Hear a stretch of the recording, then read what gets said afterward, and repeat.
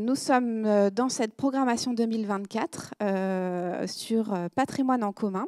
Après la question du patrimoine à l'échelle de la Loire-Atlantique, la question de la biodiversité et ensuite la question du confort thermique, on a proposé ce soir ce rendez-vous faire avec l'existant, comment tirer parti des ressources naturelles et du déjà là, qui est un peu, qui relie un peu tous ces précédents rendez-vous. Il y a pas mal de ponts à faire et qui vient interroger, questionner nos modes d'habiter et nos projets sur la question de la ressource. Donc, comment tirer parti des ressources naturelles et du déjà là? On a fait appel à 3 intervenants qui vont venir bientôt. Elsa Dejean de l'association Matière Grise, qui va nous parler du réemploi.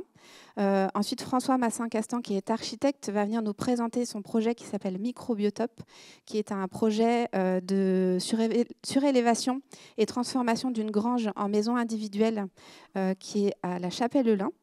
Et puis ensuite, Kevin Laplège viendra nous présenter un projet à La Baule sur un projet dans un quartier résidentiel.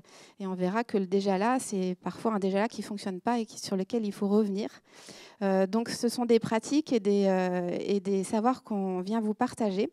Mais on voulait déjà faire une petite introduction sur les enjeux justement de ce patrimoine commun que sont les ressources et qu'il est nécessaire de préserver. Donc le bois, les énergies fossiles, les métaux, la faune, la flore, l'eau, l'air, les sols, ce sont autant de richesses et de ressources qui constituent notre patrimoine, au même titre que le patrimoine dont on a l'habitude d'évoquer, comme le patrimoine bâti ou le patrimoine du paysage. Ces ressources, on doit les considérer comme patrimoine et à plus forte raison, puisque à force de les exploiter, elles se raréfient et en tout cas elles sont fragilisées. Donc on voit ici que si une ressource dépasse, si l'exploitation, le prélèvement d'une ressource dépasse sa capacité à se reconstituer, à se renouveler naturellement, certaines de ces ressources sont, comme on dit, renouvelables, mais l'homme a tendance à aller plus vite que le renouvellement. Et notamment, on voit ici avec ce petit schéma la notion de jour du dépassement, qui est le jour de l'année où les hommes exploitent plus de ressources que le monde peut en produire. Et ce jour dans l'année, c'est un repère depuis les années 70, ne fait que s'avancer. Donc, dans les années 1970, on dépensait des ressources de la Terre. Au 29 décembre, on avait atteint la limite planétaire. On était presque à la fin de l'année. En 2024, cette date est arrivée au 1er août et elle continue de se déplacer. Donc ce contexte de surexploitation est vraiment la base de cette réflexion et de l'enjeu que l'on doit mener sur l'exploitation des ressources. Alors, quelques chiffres. On va notamment, évidemment, parler du secteur du bâtiment, du logement.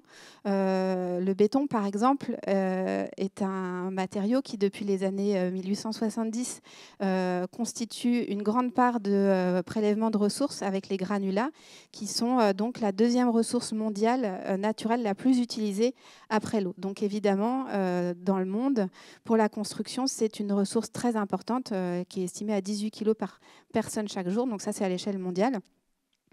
Un petit exemple à droite, à l'échelle du Grand Paris. Le volume estimé de déblais dans le projet du Grand Paris, vous voyez, c'est ce schéma par rapport à la hauteur de la Tour Eiffel. On voit les millions de tonnes que ça représente. Donc ça peut nous amener deux réflexions. Qu'est-ce que cette extraction terrestre va avoir comme impact sur l'érosion, sur la biodiversité, sur les milieux naturels? Et puis, autre question, qu'est-ce qu'on fait de cette matière, de ces déblais, quand on touche au sol naturel et ensuite qu'on mène des projets de cette ampleur?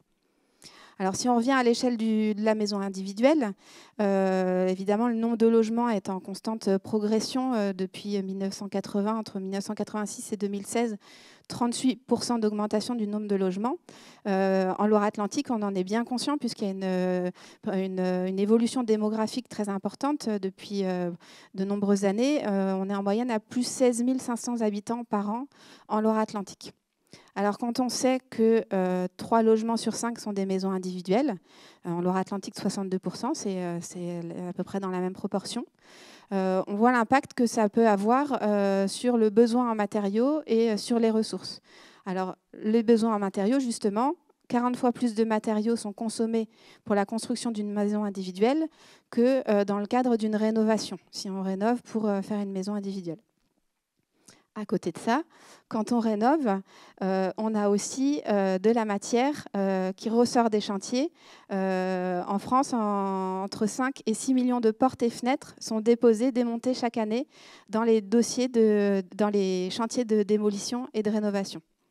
Donc avec ces quelques chiffres, on voit les enjeux, à la fois un besoin de logement auquel il faut répondre, une évolution démographique, et puis cette question des ressources et de la matière.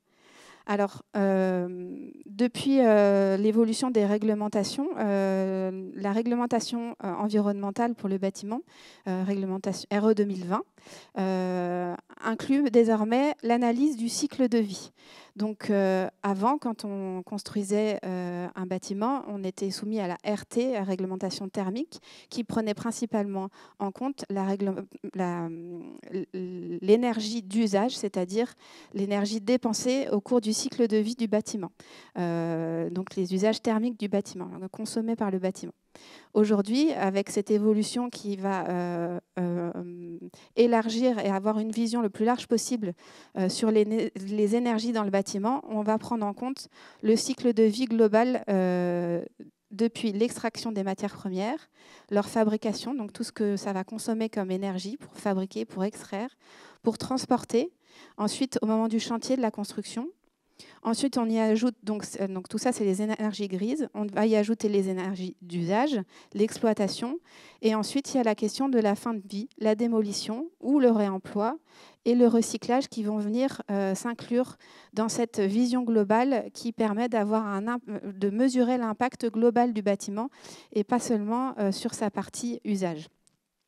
Donc ça, c'est un point important sur lequel s'appuyer pour avoir anticipé et dès la conception, dès le projet, dès la conception, intégrer toutes ces notions de cycle de vie du bâtiment. Alors du coup, ça nous amène effectivement, ces deux petits schémas, à passer d'une économie linéaire, on extrait, on produit, on consomme et on jette, à une économie circulaire, on produit, on utilise, on réutilise, on recycle après avoir consommé. Alors ça s'adapte évidemment au bâtiment, mais pour ça, il va falloir se questionner, il va falloir faire intervenir aussi de la matière grise, c'est-à-dire des nouvelles pratiques et la recherche de nouvelles pratiques dans cet art de construire et d'aménager pour vraiment prendre en compte cette question des ressources. Donc l'économie circulaire, on le voit, la recherche de bon sens, le réemploi des matériaux, les stratégies bas carbone, la revalorisation du patrimoine, les savoir-faire locaux, on va le voir, ça touche à beaucoup de choses. Une petite ressource bibliographique, cet ouvrage Matière grise vient justement mettre en avant le rôle de l'architecte et plus largement, on va dire, du concepteur dans cette façon de construire et de réfléchir au projet. Donc consommer plus de matière grise pour consommer moins de matières premières. Le petit schéma, là, il est parlant. 300 kg de nature pour fabriquer 10 kg de produits industriels. Donc, ça mérite peut-être de réfléchir un peu plus pour optimiser et consommer moins de nature et faire évoluer la réflexion dans les métiers du bâtiment. Trouver une seconde vie, par exemple. Donc, dans cet ouvrage, vous trouverez ces deux exemples qui sont on va dire des démarches expérimentales qui sont aussi là pour démontrer le rôle du réemploi des matériaux auprès du grand public. Donc ici, en haut, c'est le pavillon circulaire, donc démonstrateur du réemploi de matériaux, qui est un projet qui a été installé sur le parvis de l'Hôtel de Ville à Paris pour montrer comment on peut, dans cette petite construction pour accueillir le public sensibilisé, le faire à partir que de matériaux de réemploi. Donc, il y a notamment des portes palières en chêne qui viennent d'un projet de réhabilitation à Paris, l'isolant qui vient de la toiture d'un centre commercial, le plâtelage bois vient de l'opération de Paris-Plage qui se déroule sur les quais de Seine juste à côté, donc en réemploi. Voilà, le luminaire vient de l'éclairage urbain. Donc ça, c'est des exemples qui sont faits pour frapper les esprits, pour donner aussi des chiffres, pour montrer une démarche, Par exemple, le Conseil européen et Conseil de l'Union européenne a aussi souhaité construire son nouveau siège à Bruxelles avec cette démarche, avec un ensemble de menuiseries, fenêtres issues de différents pays de l'Union européenne pour montrer voilà, la démarche et le cheminement dans le réemploi. Donc ça, c'est des exemples qu'on peut voir d'un œil un peu éloigné, en tout cas voir comme d'un bon œil pour les messages qu'ils font passer. Mais on va essayer de s'intéresser à savoir, nous, dans notre projet, près de chez nous, notre maison, notre lieu de vie, comment est-ce qu'on peut s'approprier ce type de démarche. Et c'est pour ça qu'on a invité nos invités qui vont parler de leur pratique, de leur démarche. Mais avant ça, je voulais juste vous faire un petit tour de piste de quelques exemples de faire avec, puisque c'est vraiment l'idée, nous, qu'on veut faire passer. Il n'y a pas une méthode, il n'y a pas un moyen. On l'a vu avec l'exposition de Chateaubriand, la contextualisation du projet, le faire avec l'existant quel qu'il soit. On va le voir, et l'existant, ça amène à faire avec beaucoup de choses. C'est chaque projet qui va venir trouver son idée, sa cohérence, son fil directeur. Et pour ça, il faut être capable voilà, d'analyser le site, de comprendre où on est, de comprendre ce qu'on a, de se faire un réseau d'acteurs locaux, de concepteurs qui vont mettre en résonance tout ça et pouvoir proposer un projet de qualité. Alors, faire avec le contexte et la trame du paysage, très important. La pleine terre, si on a une pleine terre de qualité, un sol fertile, un sol qui peut produire des ressources alimentaires, évidemment, ça ne va pas être le sol à privilégier pour l'artificialiser et pour une construction. Donc, l'analyse du sol, partir du lieu le plus approprié, déjà, pour la construction, c'est important. Et puis, s'appuyer sur la trame, les arbres existants. Ici, le projet La maison autour de l'arbre de Figura, architecte. Elle est dans un contexte très arboré, dans un contexte de sol vivant. Mais c'est un projet très compact qui vient s'insérer et qui vient faire un lien entre l'intérieur et l'extérieur, parce que c'est aussi ça l'existant.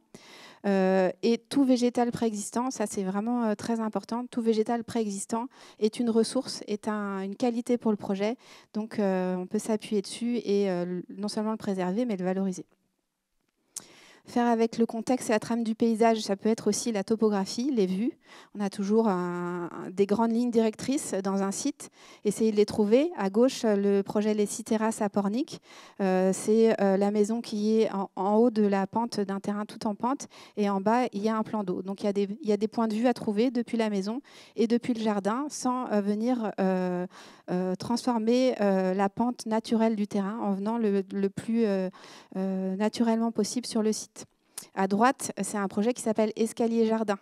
Le but, c'était de trouver les moyens de faire une terrasse sans contraindre et sans venir trop créer de déblais, remblais, déplacer des sols, déplacer des terres, et donc s'appuyer sur une structure locale de petits murets de pierre sèche pour faire un jardin en escalier et pas non plus une grande terrasse qui aurait eu du mal à s'insérer dans la pente. Et puis en plus, ça va créer des vues et ça va créer des relations avec le jardin. Faire avec les ressources naturelles, l'eau, le sol, la biodiversité. Tout ça, c'est que des pistes, mais évidemment, il faut chercher à chaque fois sur quoi s'accrocher. Ici, c'est un projet à Nantes, la jungle de l'agence de paysagistes La Terre Ferme. Donc à gauche, c'est faire avec l'eau de pluie, la mettre en scène dans le projet, la garder sur le site dans des bassines et l'utiliser pour le jardin. À droite, il y a un grand laurier qui faisait beaucoup d'ombre, qui prenait beaucoup de place dans le jardin. Donc, le laurier, il a bien supporté la taille, évidemment, on peut y aller. Et cette taille a permis, en étant broyée sur place, de nourrir le sol et de venir être réutilisé directement sans être exporté. Et ensuite, de revenir dans le cycle de vie du sol. Les ressources disponibles, quelles sont les ressources disponibles sur un site dans un rayon local qu'on peut définir en fonction des savoir-faire locaux. Ici, c'est un projet de faire avec la terre. Donc, Bruno Belenfant était venu nous présenter la maison B. Donc c'était le rendez-vous 19. Et la terre du site a servi pour à la fois, ça peut servir en paroi à l'intérieur de la maison, et on voit que ça a un impact important sur le confort dans la maison. Ou alors ici, une petite dépendance de jardin où la terre a été mise en scène et réutilisée sur le site. Faire avec la trame urbaine en ville et aujourd'hui dans les territoires où les enjeux de zéro artificialisation sont très importants.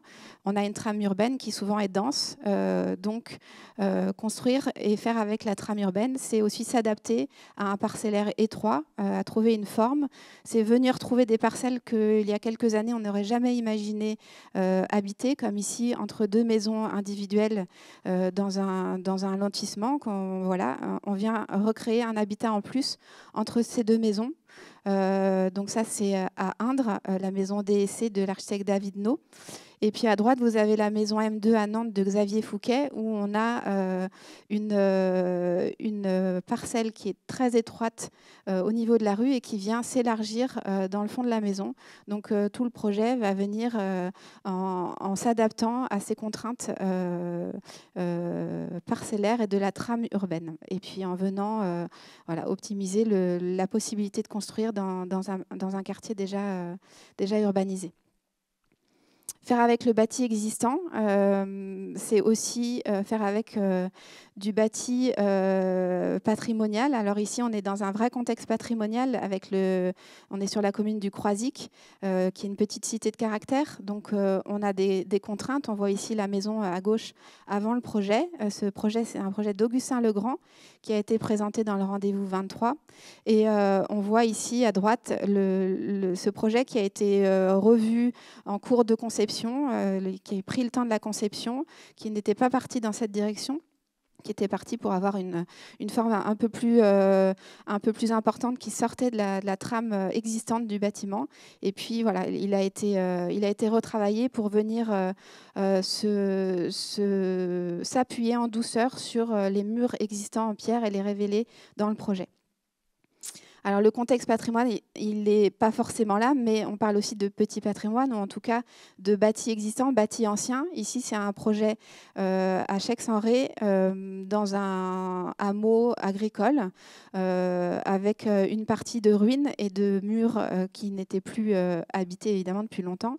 Et donc là, on voit que le projet est venu s'insérer dans l'enceinte de ces anciennes ruines, et ça a permis de créer une terrasse abritée, et retenue par cette trame qui est toujours là. La matière, elle n'a pas été extraite, n'a pas été transportée ailleurs. Elle vient servir le projet, et elle vient surtout parler de l'identité des lieux. On parle aussi de génie du lieu. Et ça, c'est un fil à essayer de trouver dans chacun des projets. Qu'est-ce qui fait la caractéristique, l'identité de mon projet à travers le génie du lieu. Ici, c'est sur le même site, donc dans ce hameau. Là, c'est le travail du paysagiste Laplume et le sécateur. Dans le projet, il était prévu au début une grande terrasse avec des grandes dalles qui sans doute auraient été importées de Chine, alors qu'il existait cette grande dalle en béton, certes, qui avait une connotation de par l'activité agricole qu'il y avait avant, qui n'était a priori pas celle que le maître d'ouvrage voulait conserver dans le projet. Mais voilà, le paysagiste a su être convaincant en expliquant comment, à travers de ces dalles, il a appelé les respirations du béton, allait pouvoir ressortir un projet d'aménagement et ressortir du vivant, de la terre, sans venir importer un nouveau matériau. On revient rapidement sur ce projet à Nantes, la jungle, faire avec les matériaux en réemploi. Elsa va en parler dans le bâtiment, mais aussi dans le jardin, dans l'aménagement. Je voulais le souligner comme impossible. Ici, dans ce projet, il y avait un ancien bassin en béton avec une structure en béton au milieu du jardin qui ne répondait plus aux besoins des usagers. Et donc, le bassin a été démoli, mais il a été concassé sur place, et toute la matière démolie est restée dans le jardin et a servi de soutènement, de fondation à une nouvelle terrasse. De même, il y avait une terrasse existante qui avait une pose en opus incertum qui correspondait plus trop non plus aux attentes. Et ben, toutes ces grandes dalles ont été conservées, elles ont été posées dans l'autre sens, sur la tranche, et avec les pavés nantais existants dans une allée, ont permis de refaire une petite terrasse qui correspondait plus aux attentes du maître d'ouvrage et à l'idée de ce nouveau jardin, mais toujours en faisant avec les matériaux disponibles sur le site. Alors pour finir ce petit tour, faire avec les matériaux locaux, je voulais vous présenter cette ressource aussi. Je l'ai mis à l'arrière, là, ce livre, Le Tour des matériaux d'une maison écologique, parce que faire avec les matériaux locaux, là, c'est vraiment un projet qui a poussé la démarche très loin et surtout qui l'a documenté de façon très précise. Donc le projet, c'est un couple qui s'installe dans un domaine dans l'Orne avec un manoir et puis une petite dépendance qui décide comme projet de transformer ce domaine en un lieu ouvert au public pour justement mettre en avant les savoir-faire locaux, les matériaux, mais aussi de vivre sur le site. Donc, ils ont choisi la petite dépendance pour s'installer et commencer le projet. La commande, c'était 0% de béton, 0% de plastique et 100% de matériaux naturels dans un rayon de 100 km. Donc chanvre, terre crue, charpente en bois, même des pieux en chêne pour des fondations en tronc d'acacia, le réemploi des briques, des bouchons de liège recyclés, de réemploi des fenêtres pour en faire un sol. Il y a vraiment toute une démarche qui est présentée dans ce livre. C'est Anatomie d'architecture, l'agence d'architecture. Donc vous pouvez jeter un œil. Et voilà, juste pour vous présenter ce projet, parce que ce qui est intéressant, c'est non seulement la commande, donc ça c'est un point important, le maître d'ouvrage, quelles sont ses attentes, quel concepteur il va aller chercher pour répondre à ses attentes. L'agence Anatomie d'architecture avait déjà clairement engagé sa démarche là-dessus, avait déjà sorti un livre sur un tour du monde des maisons écologiques, donc ils sont allés le chercher pour ça. Et puis le circuit court, les savoir-faire locaux, là il y a vraiment plein d'idées dans ce projet. On voit qu'il y a des réseaux qui existent, qui ne sont pas forcément faciles à trouver. Mais c'est pour ça que des expériences comme ça sont intéressantes à aller voir. Donc, dans les ressources, je vous ai mis aussi le Tour de France des maisons écologiques, repenser l'habitat, et puis le traité du jardin punk, parce qu'on a parlé un peu de jardin, on en parlera aussi avec Kevin, dans cette idée de faire avec ce qu'on a, d'observer, de comprendre et de laisser de la place aussi au spontané, à l'expérimentation. Et puis, une petite aparté sur faire avec l'existant, c'est un carnet de visite qui a été fait par le CAUE en 2020 à destination des collectivités. Mais s'il y a des professionnels que ça intéresse, c'est un carnet de visite du coup qui montre des exemples et des références, mais plutôt sur des bâtiments, équipements ou logements collectifs. Donc ça peut compléter les références qui sont présentées ce soir. Alors, je vais passer la parole à Elsa pour l'association Matière Grise. Ensuite, Elsa passera la parole directement aux autres intervenants et on se retrouvera à la fin des 3 interventions pour poser les questions pour que vous ayez tout le monde devant vous. Et voilà. Merci. Alors, bonsoir. Je m'appelle Elsa Dejean, je suis architecte de formation et je suis aussi chargée de mission réemploi pour l'association Matière Grise. Et donc aujourd'hui, dans l'idée de faire avec, moi je vais vous parler de faire avec les matériaux qui sont déjà là, qu'on a déjà produits, et d'essayer de leur donner une nouvelle vie dans le cadre des projets de construction. Donc l'association Matière Grise, c'est une association angevine qui a 10 ans l'année prochaine, qui est composée de 120 adhérents. On a une équipe salariée de 4 personnes. Et on a aussi 4 prestataires dont je fais partie en renfort. Et on participe à la structuration, au développement et à l'animation d'un réseau de 960 professionnels, institutions, collectivités et citoyens, citoyennes, donc des autoconstructeurs, des particuliers. Et on travaille à essayer de généraliser les pratiques du réemploi des matériaux du bâtiment. Et donc, le réemploi, c'est quoi, déjà ? Il y a souvent confusion entre réemploi, recyclage, réutilisation, détournement. Et donc, pour poser les termes dès le début, donc le réemploi, ce n'est pas du recyclage. C'est deux pratiques qui sont différentes, qui ont des objectifs différents. On va voir juste après pourquoi. Et ensuite, le réemploi et la réutilisation. Donc, dans la définition, ça va être des choses sensiblement différentes aussi. Mais dans la pratique, on va se rendre compte que c'est des processus de récupération de la matière qui sont très similaires. Et donc, pour nous, Matière Grise, quand je parle de réemploi, je vais parler aussi bien de réemploi que de réutilisation. Et donc le réemploi ou la réutilisation, c'est quoi? Ça va être l'ensemble des pratiques qui visent à la récupération de matériaux ou d'éléments de construction en vue de leur réintégration dans une architecture ou un projet d'aménagement. Donc pour un usage similaire, on va parler de réemploi. Pour un usage détourné, on va parler de réutilisation. Donc c'est vraiment une pratique qui vise à limiter la transformation au maximum, à la différence du recyclage, qui va être une pratique qui vise à collecter et à trier des déchets pour les transformer, donc pour les transformer en matières premières secondaires, pour ensuite les réintroduire dans un cycle de production. Et donc l'exemple, un des exemples communs, ça va être de prendre du bois de construction qu'on va venir hacher pour transformer en panneaux agglomérés, ou de prendre du textile, des jeans, des vêtements qui vont être transformés en isolant. Donc là, on est dans un processus de transformation de la matière pour recréer de la matière, alors que dans le réemploi, on va être dans un processus de récupération de la matière avec aucune, dans le cas idéal, ou très peu de transformation pour les réintégrer dans un circuit de construction. Et donc le réemploi, c'est quelque chose qu'on sait très bien faire depuis longtemps pour beaucoup de produits, donc les vêtements par exemple. Quand on achète nos vêtements en friperie ou sur Le Bon Coin, sur Vinted, on fait du réemploi. Le mobilier aussi, on sait bien faire. Il y a aussi des circuits de réemploi de téléphones, de PC portables, d'électronique, etc. etc. Mais pour les matériaux de construction, c'est un peu plus compliqué, c'est un peu plus laborieux à mettre en place. C'est des pratiques qu'on connaissait très très bien avant.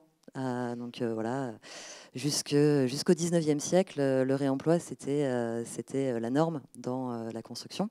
Et c'est des pratiques qui ont eu tendance à disparaître au fur et à mesure qu'on a industrialisé les productions de matériaux et qui ont complètement disparu au cours du 19e siècle. Et aujourd'hui, il y a de nouvelles filières qui se mettent en place, ça commence à se restructurer, on commence à redécouvrir ces pratiques vertueuses.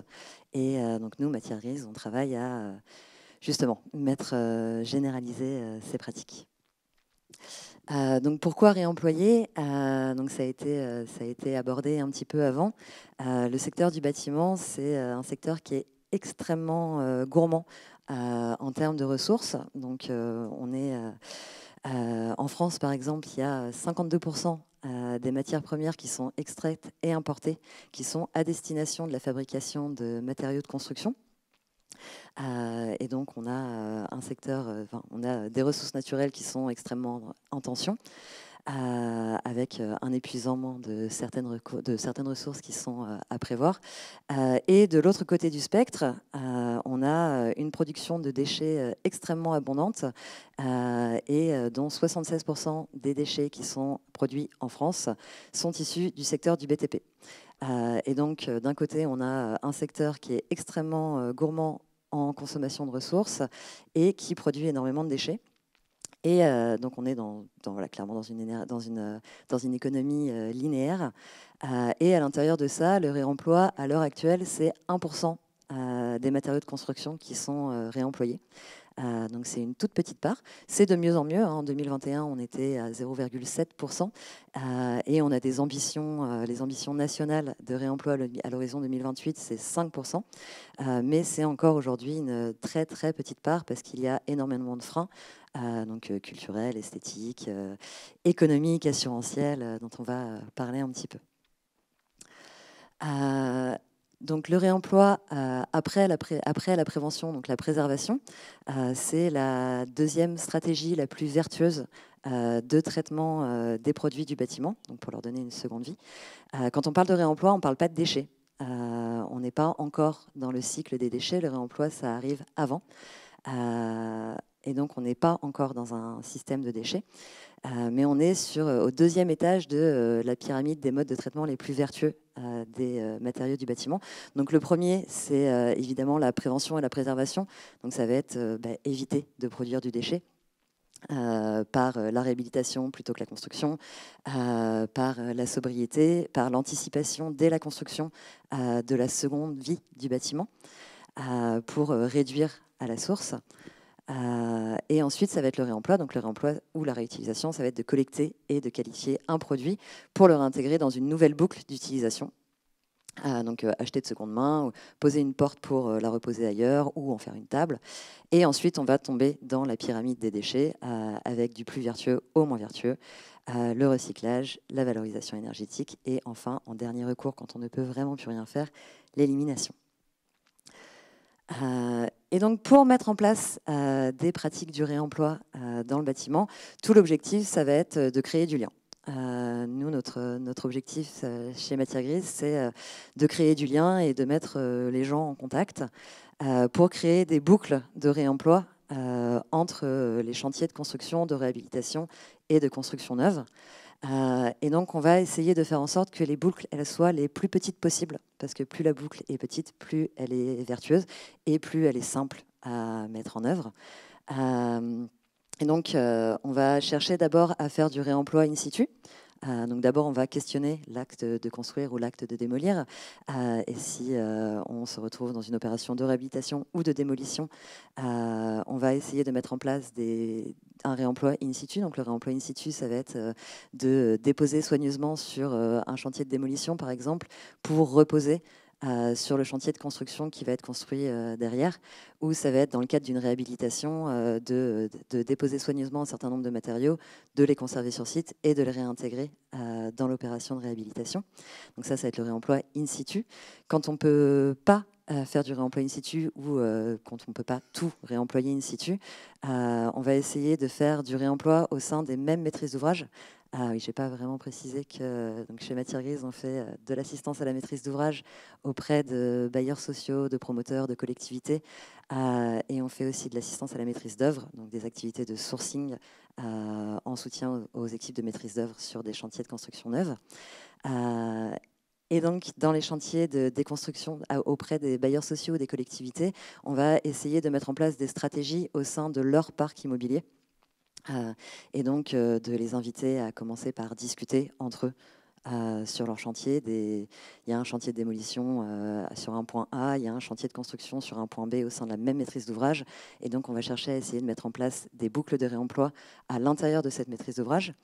Si ce n'est pas possible, on va commencer à chercher des exutoires à l'extérieur, donc de mettre à disposition les gisements qu'on aura identifiés auprès d'autres preneurs de notre réseau. Donc les preneurs, ils vont être extrêmement variés, donc aussi bien des particuliers, des autoconstructeurs, que d'autres maîtrises d'ouvrage professionnelles, que d'autres collectivités, ou des associations, ou des entreprises d'insertion qui travaillent dans la construction également. Et une autre partie de notre activité, ça va être de mettre à disposition de la matière qu'on va nous proposer. Donc on organise régulièrement des opérations, des journées éphémères du réemploi où des entreprises vont nous contacter et vont se mettre ensemble pour mettre à disposition leurs stocks morts, leurs erreurs de cote, leurs fins de chantier, leurs chutes, pour pouvoir les réemployer sur d'autres projets. Et donc, comment réemployer donc, réemployer, c'est des matériaux du bâtiment, ça demande de sortir un peu du schéma traditionnel de on conçoit un bâtiment sans vraiment penser à sourcer les matériaux, et ensuite on va choisir les matériaux, et ensuite on va charger l'entreprise de les acheter, de les acheminer et de les mettre en œuvre. Va d'abord y avoir un premier travail de sourcier. Voilà, d'aller chercher la matière là où elle est, sur les chantiers de démolition ou de réhabilitation. Et donc, ça commence par un inventaire ou un diagnostic ressources des matériaux disponibles sur un bâtiment. Et donc, on va aller de la même matière qu'il y a des diagnostics amiante, des diagnostics plomb. Nous, on va aller faire des diagnostics ressources. Donc, on va aller identifier sur un chantier de démolition ou de réhabilitation tous les matériaux qu'on va estimer avec un potentiel de réemploi. Et donc, il y en a beaucoup. En général, quand on a de la chance. Donc, il va y avoir les choses un peu faciles, entre guillemets faciles, donc les éléments de finition du second œuvre, les éléments sanitaires. Ça va être des choses qui vont être déposables et réemployables de manière plus ou moins évidente. Ensuite, on va aller s'intéresser aux matériaux de l'enveloppe, donc les panneaux de façade, les revêtements en trespas, etc., les menuiseries extérieures, l'ensemble des menuiseries intérieures, les couvertures, souvent, les couvertures en ardoise ou en tuile. Et enfin, on va s'intéresser aux éléments structurels qui peuvent être réemployables, donc les charpentes, les ossatures bois, parfois les murs de refend en béton qui peuvent être sciés et réemployés. Et donc, on va inventorier et diagnostiquer tous ces matériaux. Et ensuite, on va les qualifier. Et donc, on va aller chercher plus loin. Donc, une fois qu'on a fait notre liste de matériaux qui présentent un potentiel de réemploi, un des gros travaux, ça va être de qualifier la matière et donc de travailler avec d'autres professionnels. Donc, sur les éléments structurels, c'est de travailler avec des charpentiers ou des bureaux d'études spécialisés bois pour aller identifier dans quel projet on va pouvoir réemployer ces matériaux. Et donc, on va aller faire un travail d'archéologie, d'aller retrouver les fiches techniques des matériaux d'il y a 20 ans, d'aller appeler les fabricants qui avaient conçu tel ou tel garde-corps pour avoir la documentation. Et l'objectif de cette qualification, le premier objectif, ça va être de rendre ces matériaux assurables. Ça va être d'assurer à tout le monde que ce matériau est encore utilisable, a encore du potentiel d'utilisation et peut être réemployé sereinement à l'intérieur d'un projet. Et ensuite, une fois qu'on a fait ce travail d'identification et de qualification, on va aller chercher un nouvel usage au matériau. Et donc, soit on va le réemployer pour le même usage, donc une charpente, on va le réemployer en charpente dans un autre projet, soit on va chercher des usages détournés. Donc là, par exemple, le bois de charpente, on va l'utiliser en serre ou en mur de refend ou en mobilier. Et l'objectif de tout ça, évidemment, ça va être d'économiser le coût carbone de la production en neuf des matériaux. Donc là, je vous ai mis un exemple d'une charpente. Donc le réemploi d'éléments structurels. Donc ça, c'était une charpente dans une salle des fêtes, la salle des fêtes Saint-Pierre à Cholet, qui était prévue pour être démolie. Et donc la charpente a été diagnostiqué, qualifié. Il y a eu tout un tas de relevés qui ont été effectués, donc un travail très proche avec le BE. Le bureau d'études structure, et elle a été réemployée dans la construction neuve du nouvel Emmaüs de Thouars. Donc là, on est dans la salle de réception du Emmaüs Thouars, et on voit la charpente qui a été réemployée. Et donc, ça a demandé aussi d'adapter le projet à la charpente, parce que quand on conçoit un projet, on n'a pas forcément déjà la matière qui est présente.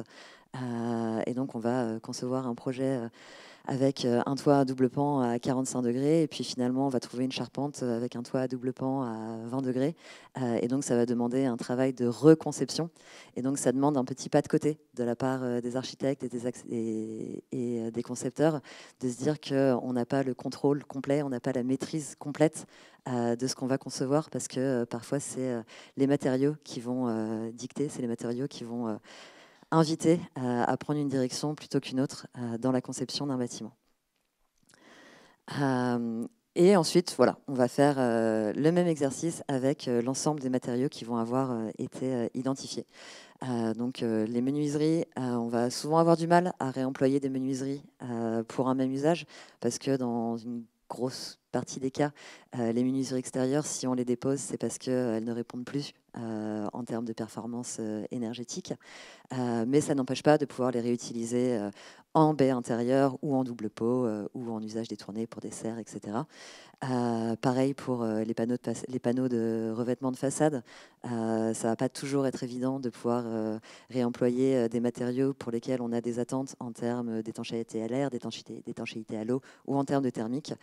Mais on peut leur retrouver des usages en intérieur. Autre exemple, donc sur des menuiseries, donc ça c'est les menuiseries de l'hôtel de région à Angers, qui ont été déposées dans le cadre d'une rénovation énergétique, donc parce qu'elles ne répondaient plus en termes de critères énergétiques, pardon. Et elles ont été réemployées dans un autre Emmaüs, donc Emmaüs Saint-Jean-de-Lignières cette fois. Et donc toutes ces menuiseries, elles ont été réemployées pour fabriquer la deuxième peau d'une façade double peau à l'intérieur de la salle des ventes. Et donc, il y a une première peau en menuiserie de réemploi également, mais qui est plus une façade manifeste avec des menuiseries qui vont du XVIIe jusqu'au XXIe siècle. Et sur la seconde peau, on a mis les menuiseries de l'Hôtel des Régions. Et sur cette photo, on voit aussi tous les petites briques de verre qui viennent de fin de stock d'une entreprise, et tous les sous-bassements en contreplaqué qui étaient des stocks morts de l'entreprise Pilote qui fabrique des caravanes et des camping-cars. Et donc toute cette façade a été réalisée en réemploi ou en réutilisation.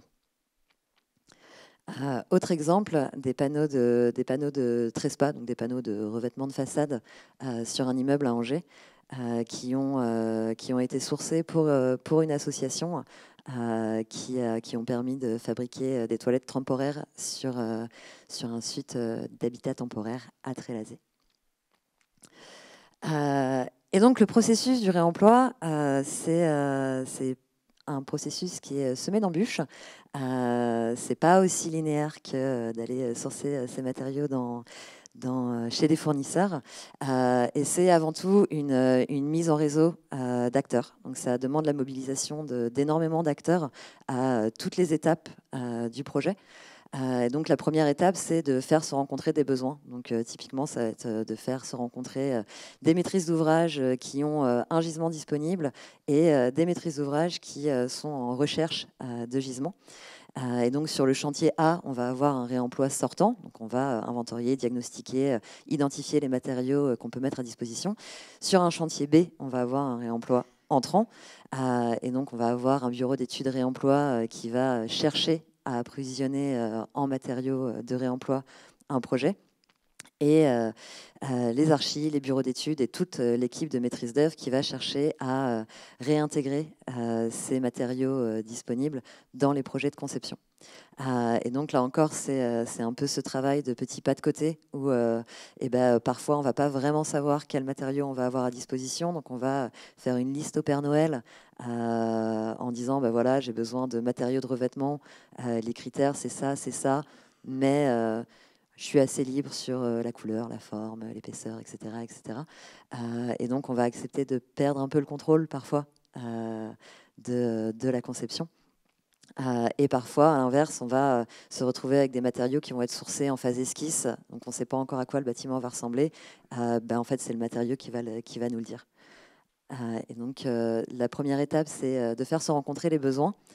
Et ensuite, il y a toute cette phase de qualification où là, on va demander à l'archi, au bureau d'études réemploi, au bureau de contrôle, à tous les experts qu'on va rencontrer sur le chemin, de contrôler les matériaux et de pouvoir les certifier pour pouvoir s'assurer qu'ils vont pouvoir être posés dans les règles de l'art, dans le bon cadre réglementaire et en toute sécurité.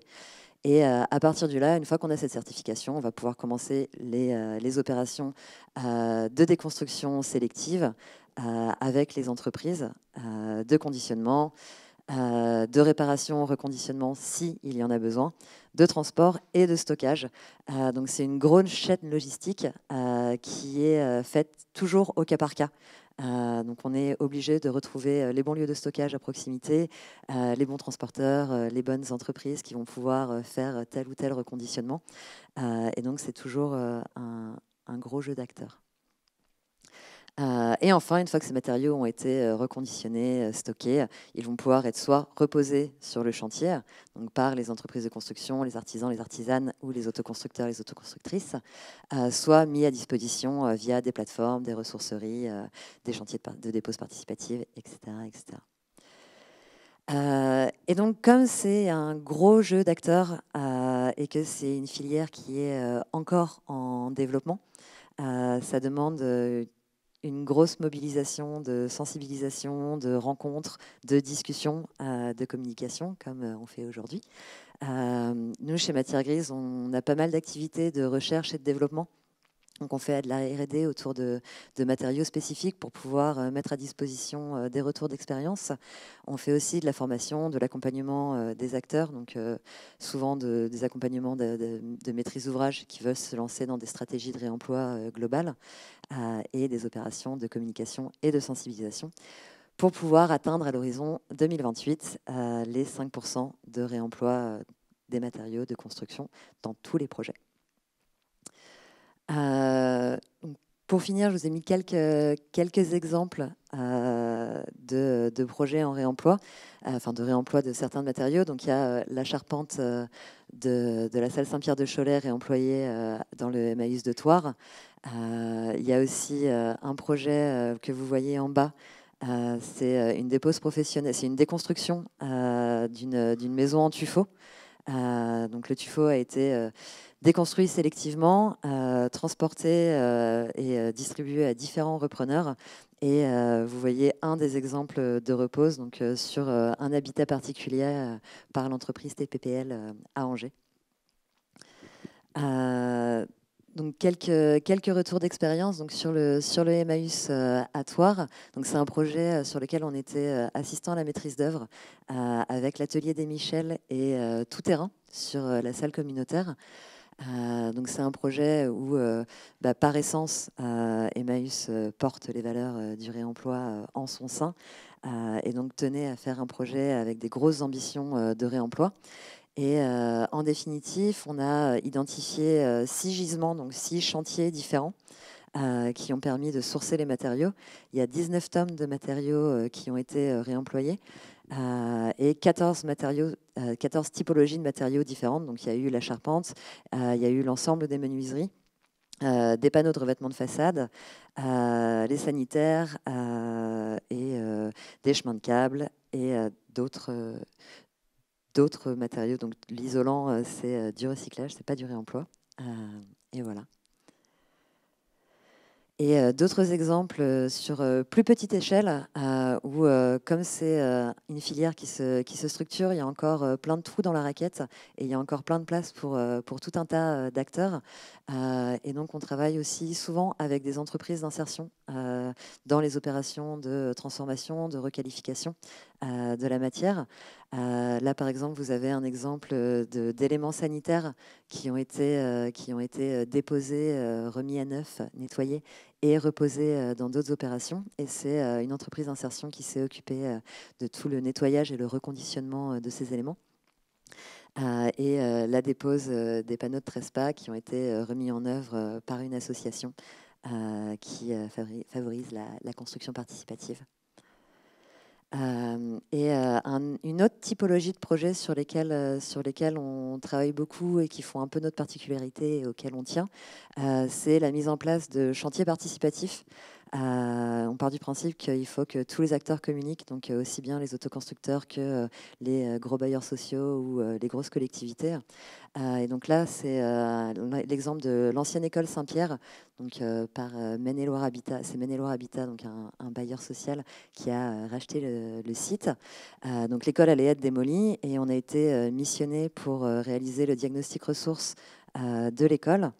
Et ensuite, on a mis à disposition un catalogue auprès de notre réseau et on a organisé un chantier participatif sur 2 jours en juin 2023 pour permettre à tous les preneurs qui s'étaient identifiés de venir récupérer leurs matériaux et ceux des autres, donc de participer à la dépose et de repartir avec leurs matériaux. Et ensuite, il y a eu une deuxième phase à ça.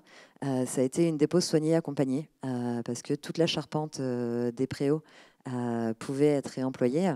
Mais évidemment, des particuliers ne pouvaient pas aller déposer leur charpente tout seuls. Donc, on a organisé un chantier de dépose soignée accompagné, encadré par un artisan charpentier qui est venu se faire assister par des autoconstructeurs pour déposer toute la charpente et ensuite la redispatcher sur différents chantiers d'autoconstruction. Donc au final, sur ce chantier, ça a été donc 8 tonnes au total, donc 5 tonnes de charpente et 3 tonnes de matériaux du second œuvre qui ont été réemployés. Et le tout dans un périmètre de 60 km. Et ma histoire, c'était 110 km. On pense qu'il y a pléthore de matériaux à disposition dans un périmètre très restreint de n'importe quel chantier. Et donc on essaye d'être vigilant sur le fait de rester sur des circuits les plus courts possibles. Voilà, d'autres petits exemples de réemploi chez des particuliers. Ce que vous voyez sur l'image en bas à gauche, c'est du plancher de gymnase qui a été utilisé en revêtement de murs. Un autre plancher sol souple de gymnase qui a été réutilisé sur des sols, sur des quais de déchargement chez un particulier. Et voilà, on a toujours plein de bonnes surprises sur les détournements qui sont faits des matériaux. Et voilà, donc si pour les particuliers en particulier, nous on fonctionne avec un système de dons libres et éclairés. On n'est pas revendeur de matériaux, on n'est pas magasin de déstockage. Nous on fait de la mise en relation et on fait de la mise à disposition de matières. Et donc, on a des opérations avec pré-réservation, donc les chantiers participatifs de dépose, comme l'école Saint-Pierre, où on met à disposition, on diffuse des catalogues pour que les gens puissent réserver les matériaux. On organise aussi des opérations de récupération de pieds de chantier, où là, c'est des déposes professionnelles, et les matériaux sont ensuite mis à disposition des preneurs. Et on organise des actions librement accessibles, donc les journées éphémères du réemploi où les entreprises viennent déposer leur fin de stock ou leur stock mort ou leur surplus à disposition de preneurs, et des moments de troc de matériaux, qui est un nouveau format qu'on est en train de mettre en place. On est à la 2e opération dans 15 jours, où tout le monde peut venir avec ses matériaux, ses surplus, et repartir avec d'autres matériaux. Voilà, je vous remercie de m'avoir écouté.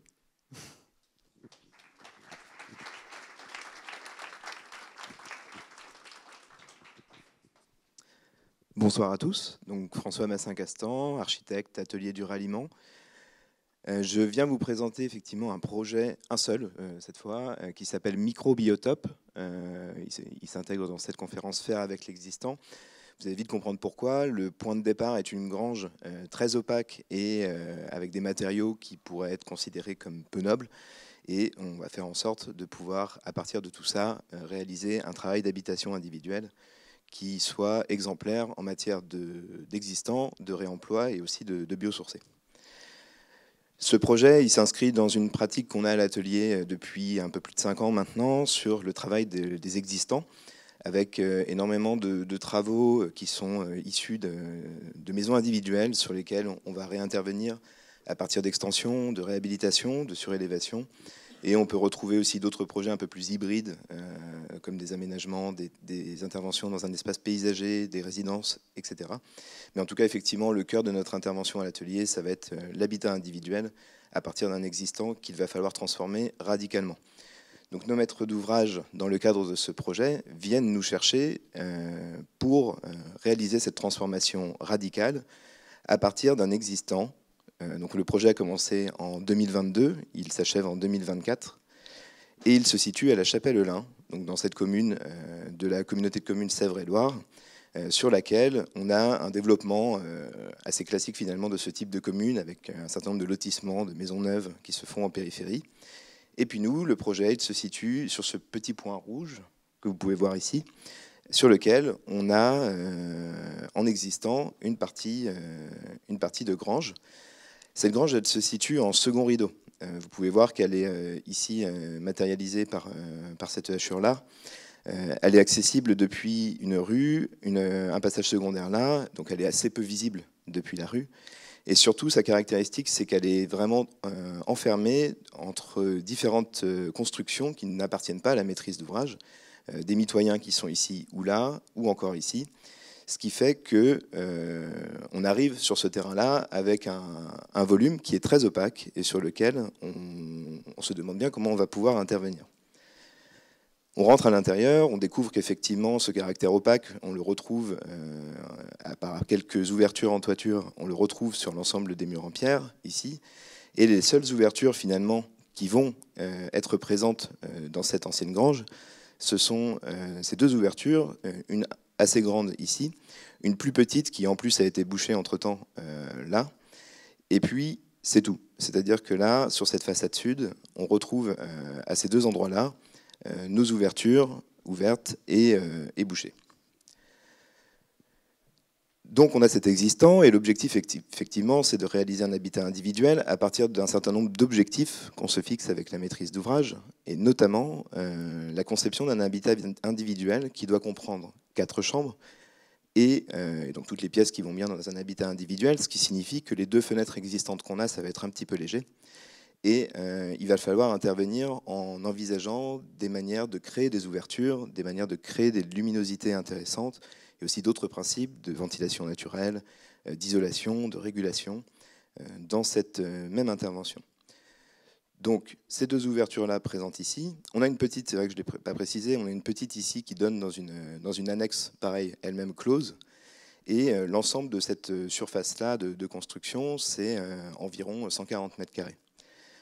Notre maîtrise d'ouvrage, elle arrive avec un budget un petit peu limité. À l'issue du projet, on arrivera à 2 200 € hors taxe du mètre carré. C'est un poil plus haut que ce qui était au départ, mais en tout cas, ça reste assez modéré dans le cadre de ce type d'intervention. Et donc, à partir de toutes ces contraintes-là, on va procéder à un projet qui va raconter une histoire de compacité, une histoire de prise en compte de l'existant pour faire en sorte qu'on touche un minimum aux structures qui sont présentes et que l'on va créer un certain nombre d'ouvertures au maximum avec des éléments qui vont être rapportés au sein de la construction.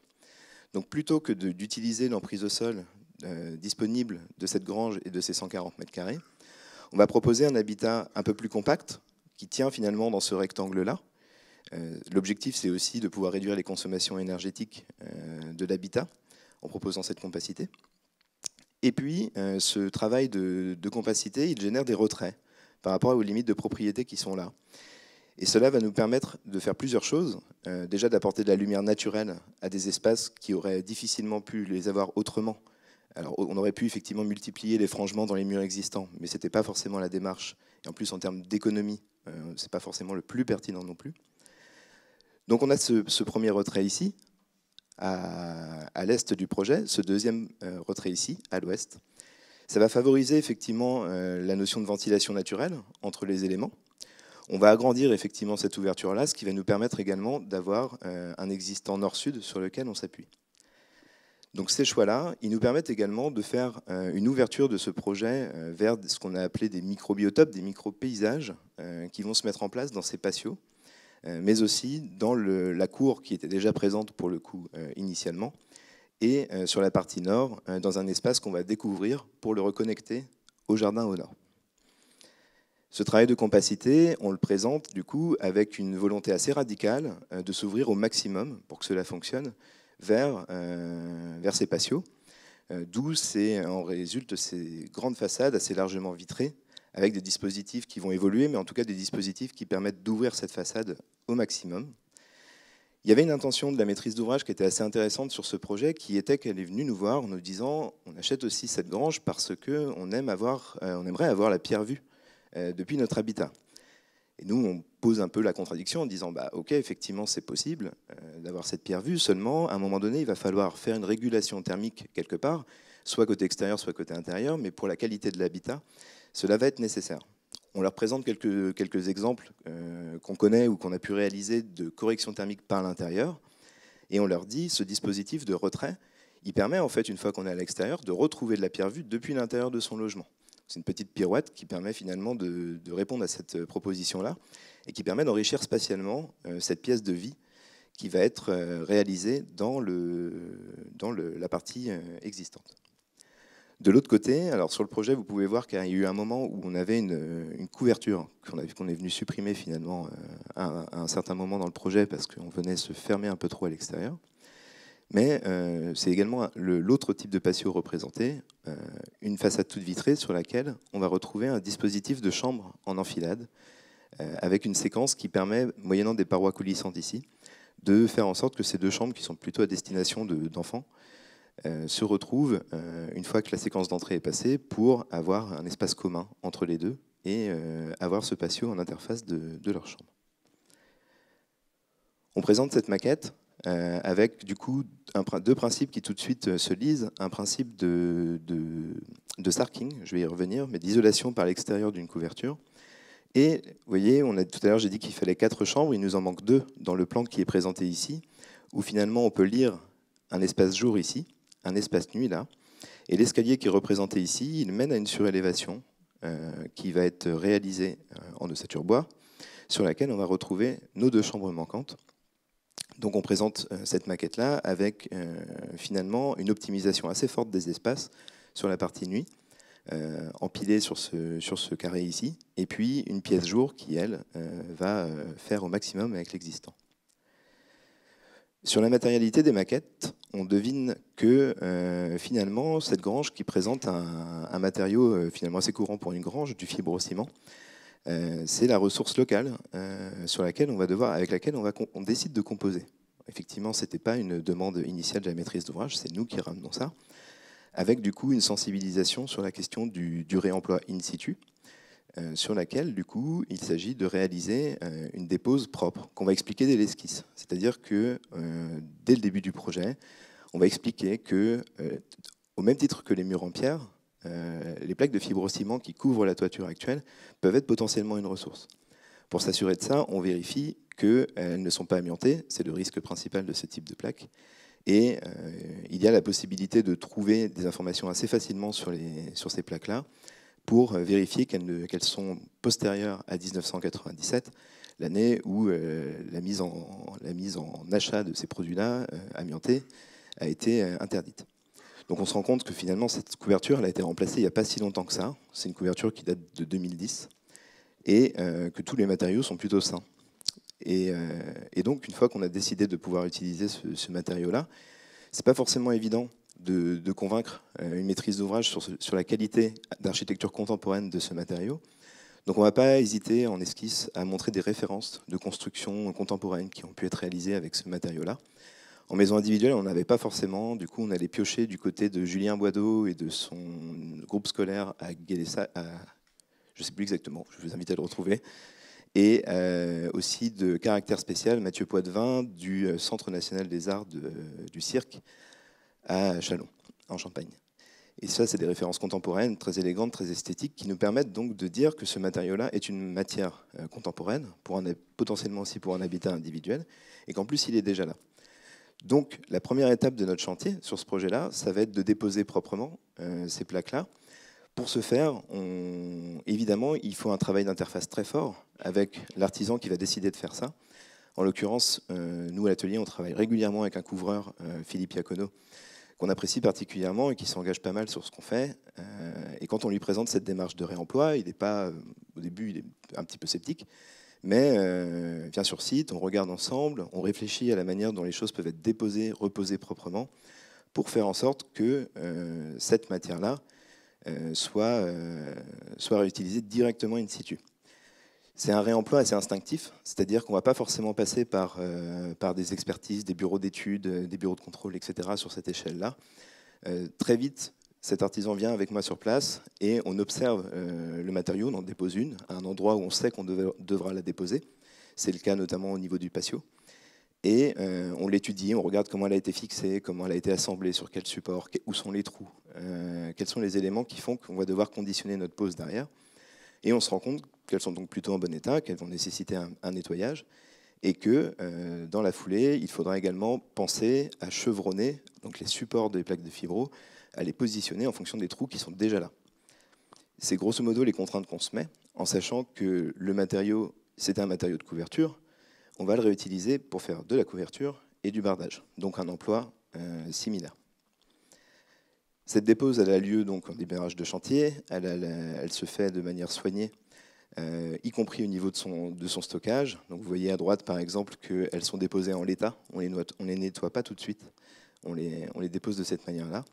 Et on fait attention également à récupérer les pièces qui sont ici, à savoir les faîtages de cette construction.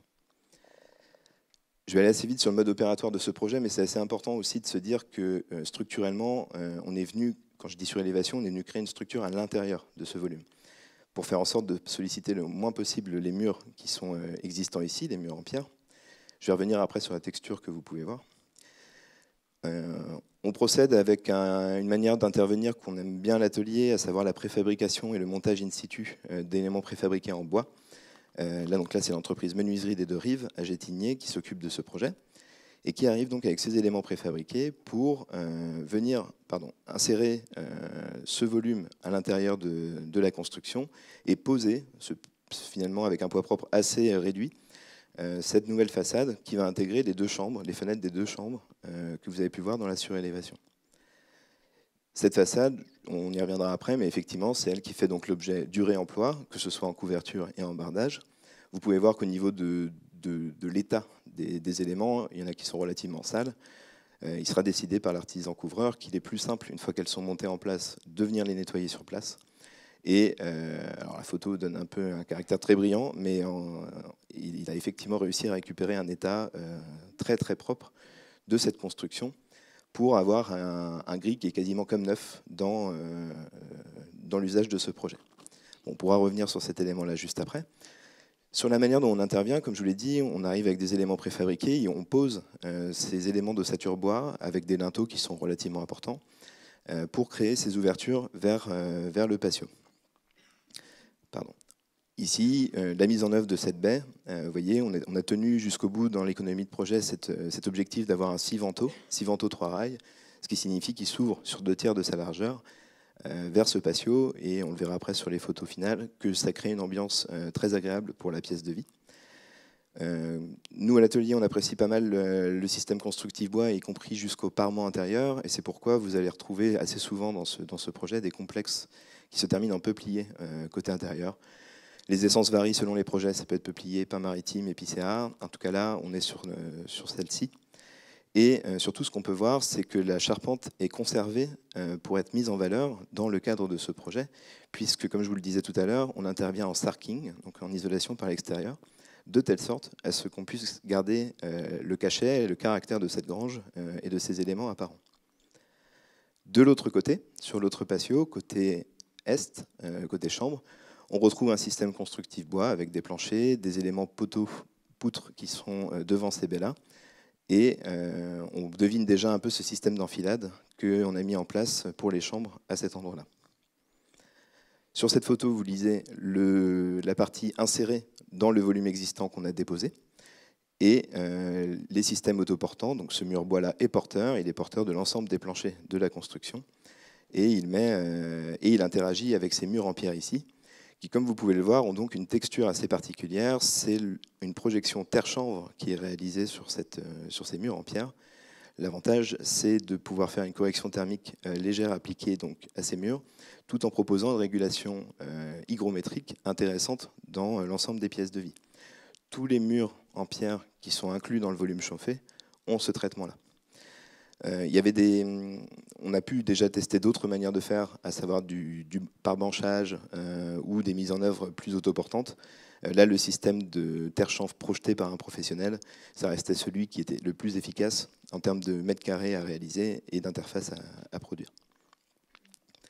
Un peu plus tard dans le chantier, des habillages bois, donc, comme vous avez pu le voir, un escalier qui se met en place, et surtout un changement de teinte au niveau de la charpente, parce que pour la mettre en valeur, on a procédé également à un principe qui s'appelle l'aérogommage, qui consiste, donc pareil avec un artisan professionnel, à venir projeter du sable de manière très très proche sur le matériau pour lui redonner un aspect quasiment comme neuf, entre guillemets, en tout cas avec une patine un peu plus maîtrisée.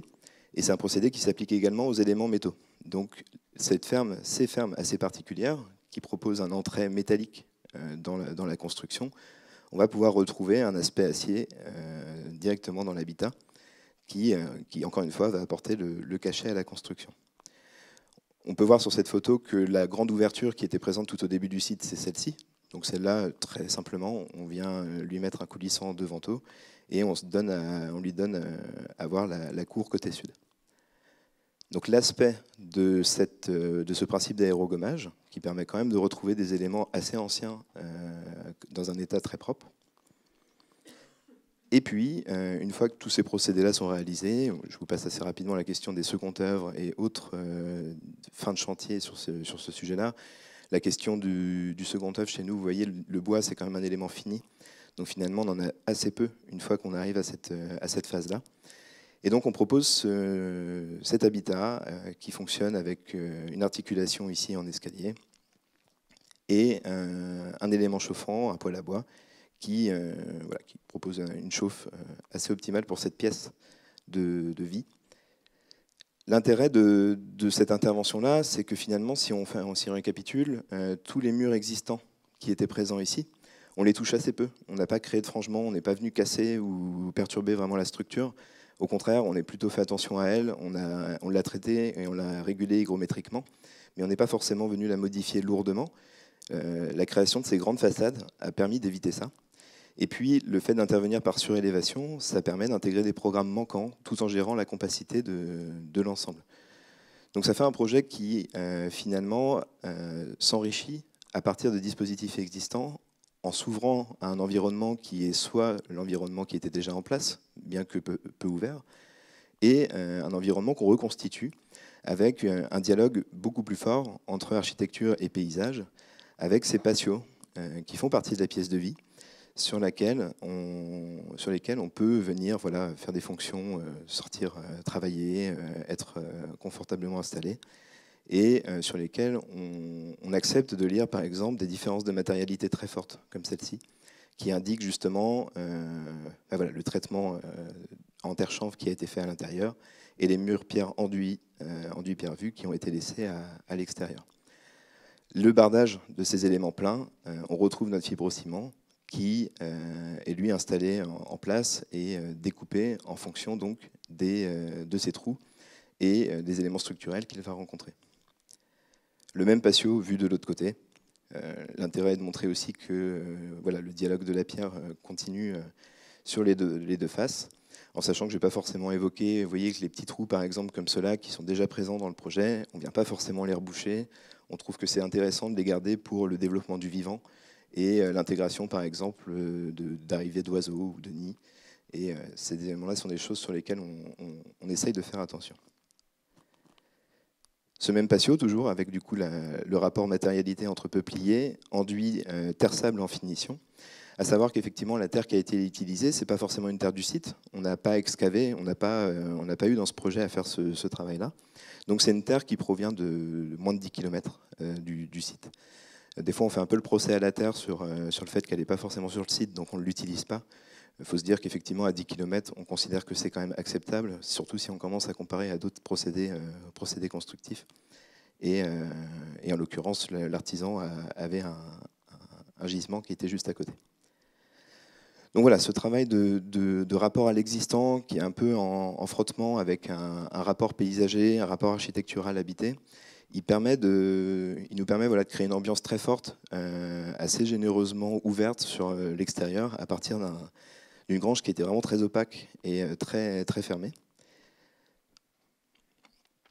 Et puis, donc, l'articulation entre l'espace jour et l'espace nuit se fait par la circulation centrale que vous pouvez voir ici. L'avantage de ces deux façades recréées, c'est aussi que le caractère traversant, il n'est pas utile que pour la ventilation naturelle, il est également utile d'un point de vue visuel, d'un point de vue spatial. Jamais, à un moment donné, vous vous retrouvez face à une impasse visuelle, vous ne vous retrouvez jamais dans un coin sombre. Donc systématiquement, y compris dans la pièce de vie, vous pouvez avoir cette vue traversante vers les portes vitrées de l'autre patio, et réciproquement.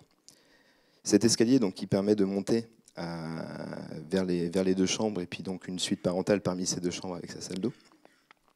Ce travail un peu de composition pour permettre justement ce que je viens de vous dire, à savoir la vue qui fuit vers un espace extérieur systématique, on retrouve ce principe-là avec une petite fenêtre dans la chambre à l'étage.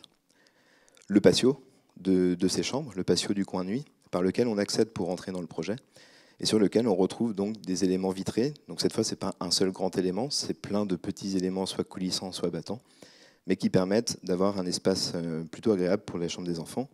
Et puis, une petite fenêtre ici, c'est celle qu'on voit là, qui permet d'avoir la vue montante depuis l'espace du haut. L'enfilade du bas, avec du coup un système de portes coulissantes qui vous permet de passer d'une chambre à l'autre en traversant cet espace un peu plus large. Donc une facilité d'aménagement plutôt en arrière-plan de ces portes, et puis un espace de jeu disponible pour cet endroit-là. Et la fenêtre dont je vous parlais tout à l'heure, qui se retrouve à l'étage dans la suite parentale pour avoir cette vue fuyante.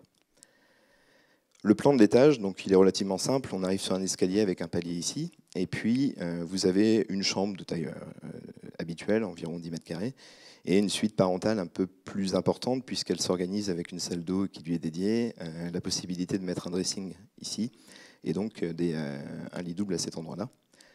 Ça se traduit spatialement par ce type de dispositif. On a des fenêtres qui sont relativement grandes, avec des ouvrants qui sont plus petits ici, mais en tout cas des dimensions carrées qui marquent une ouverture aussi vers le paysage d'une certaine manière. On retrouve, vu que le plancher intermédiaire était un peu plus bas que les murs existants en pierre, on retrouve des notes d'enduit terre dans ces chambres-là. Et la gestion de la jonction entre le mur ossature bois et cet enduit terre, elle est faite par cet élément un peu épais, en bois isolé, qui sert potentiellement à poser tout un tas de choses dessus. Côté extérieur, vous voyez, on retrouve ces fenêtres donc, qui sont exactement celles-ci, la partie existante qui était en double vantaux. Et ce qui est intéressant dans cette vue, pourquoi je la mets, c'est qu'effectivement, on lit une continuité de matériaux, de toujours ce fameux fibro, entre la surélévation et la partie sarking. Le fait de surélever, y compris avec l'isolant, la partie existante, ça permet d'avoir une écriture architecturale qu'on trouvait assez intéressante, avec ce petit bandeau de fibrociment et un débord sans récolte d'eau de pluie. Donc la pluie se déverse vers le bas, elle nourrit la terre et les fondations sur cette partie-là. Donc en coupe, j'ai voulu vous montrer celle-là pour bien vous montrer les gabarits de hauteur et cette ouverture qui se fait en partie sud ici. Et là encore, de ce côté-là, au niveau des chambres du rez-de-chaussée, on a un vitrage complet vers le patio. On a un autre exemple de réemploi, un petit peu plus anecdotique, et en même temps, il est quand même assez intéressant, puisque pour pouvoir faire cette surélévation-là, on a supprimé une des fermes de la grange existante. Et dans cette ferme, on a gardé le fameux IPN que vous avez pu voir sur les autres. On l'a mis de côté et on l'a réutilisé pour l'espace au nord du projet, qui est connecté avec un jardin. Cet espace au nord, il fallait le reprendre structurellement, il est un peu faible. Et cet élément en IPN nous a permis de passer une super portée qu'on n'aurait peut-être pas pu faire autrement, ou en tout cas, si on avait pris une pièce plus standard, on aurait forcément eu des éléments structurels entre les deux. Là, cette pièce métallique qui était à notre disposition, on l'a utilisée pour générer un cadrage panoramique sur ce jardin qui fonctionne bien et qui finit de créer ce dernier microbiotope. Voilà, pour le coup, c'est un macrobiotope vers la partie existante. Donc, je vous remercie pour votre attention.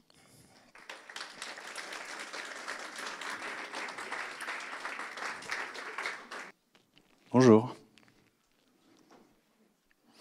Ça va? Vous avez encore un peu d'espace mental. Je vais vous parler de vivant, en fait, de la question de la préservation de l'existant dans des projets de différentes échelles. Vous parlez d'abord en fait de la vocation que j'ai eue en tant que jardinier personnel. J'ai travaillé plus de 10 ans dans le théâtre. Et puis suite à un voyage en Albanie, j'ai eu une révélation assez forte sur le chemin de nos déchets. Donc un pays entier qui est victime en fait de l'enfouissement des déchets. Et ça se traduit par des sites naturels magnifiques, complètement pollués, détruits, où tout ce qui est enfoui ressort, des lacs entiers, et donc toute une population en fait, qui est obligée de faire avec des déchets en provenance d'Italie, d'Allemagne, de France. Et donc ça a vraiment créé un questionnement en fait, sur un mode de vie que j'avais pour alors citadin. Et c'est avec ça que j'ai commencé à jardiner, en lisant aussi un un ouvrage de Gunther Anders, qui était un des maris de Hannah Arendt, qui parlait de supraliminaire, de cette notion qui veut que l'homme, même s'il est alerté, même s'il connaît les dangers, ne va pas nourrir d'action ces alertes. Donc lui parlait de la bombe nucléaire avant Hiroshima. Ça a eu lieu et pourtant, en fait, malgré les alertes, malgré les préconisations, il n'y a rien eu pour empêcher ce qui s'est passé. De la même façon, je me suis posé la question en faisant un réemploi de ma personne aussi, en changeant de métier, du coup, de comment j'allais faire en fait. Est-ce que j'avais envie d'alerter? Est-ce que j'avais envie de crier, de maugréer, comment j'avais envie de faire?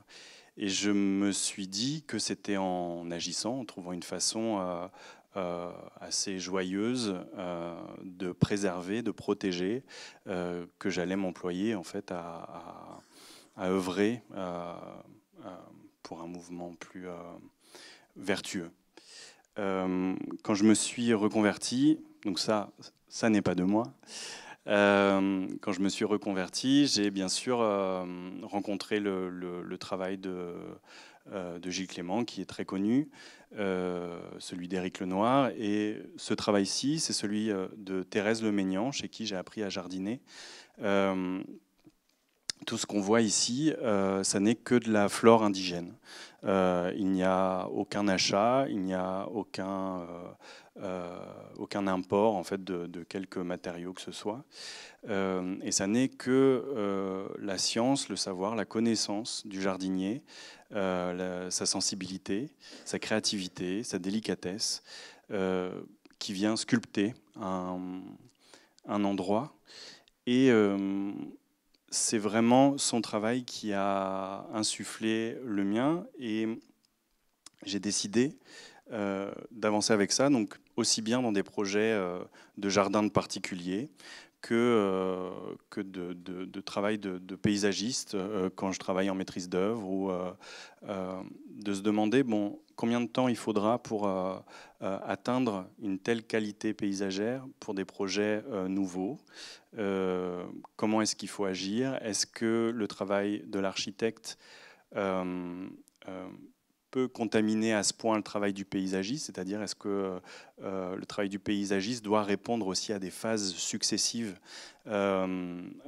liées au travail de l'inerte? Ou est-ce qu'il n'y a pas un travail de diagnostic, d'approche sensible très forte à opérer en fait, pour atteindre déjà une qualité d'habitat en fait. Donc là, on est vraiment sur le fond d'une vallée humide. On est sur vraiment une flore. Donc c'est dans la Creuse, en Bretagne, et sur la chaîne, nous sur la chaîne hercynienne qu'on a en commun. Voilà, on trouve les mêmes espèces. Alors, parallèlement à ça, moi j'habitais dans ce village, dans le 44, à Herbignac. Et puis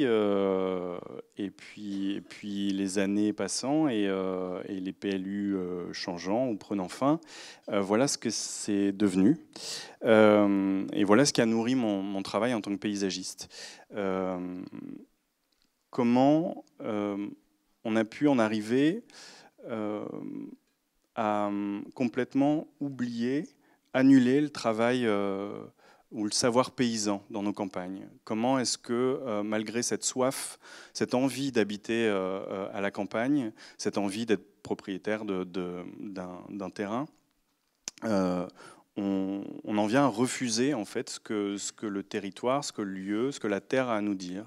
Et donc arriver de façon complètement projetée, avec des représentations mentales qu'on impose à un territoire sans le connaître.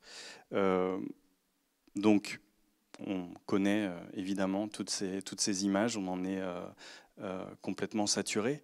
Mais ce qui m'a attiré et intéressé en tant que paysagiste, c'est de travailler sur ce maillage, en fait, sur le lotissement, sur l'artificialisation des sols, sur la connaissance qu'on en a et de se demander comment est-ce qu'on peut empêcher tout ça. Bien sûr, faire un jardin, voilà, on peut avoir des rêves d'exotisme, de couleurs, de matière.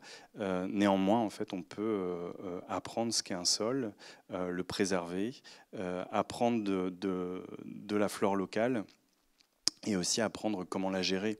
Faire avec l'existant, c'est aussi savoir comment conduire ces végétaux, comment les protéger, quelles ressources on peut en faire. Et donc,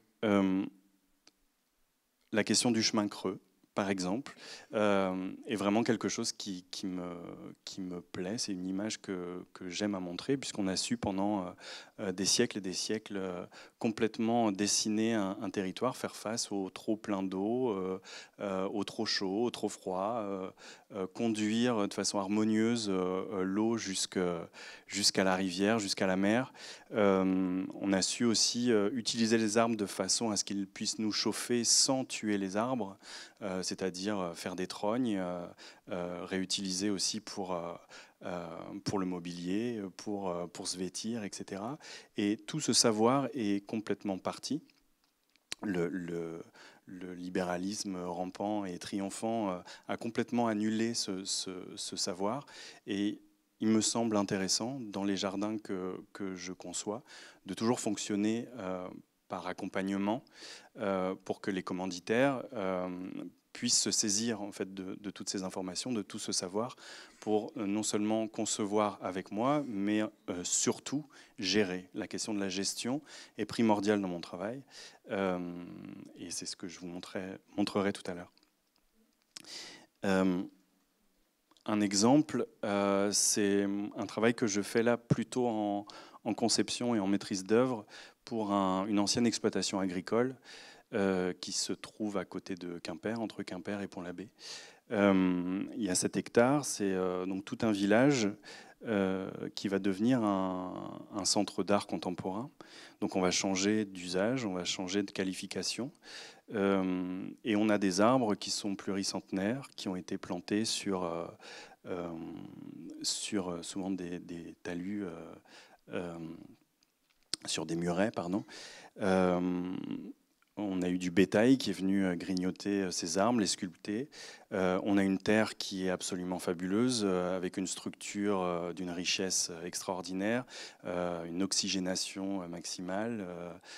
Toutes les couches, tous les horizons du sol sont respectés, et une grande diversité d'arbustes, de vivaces, d'arbres.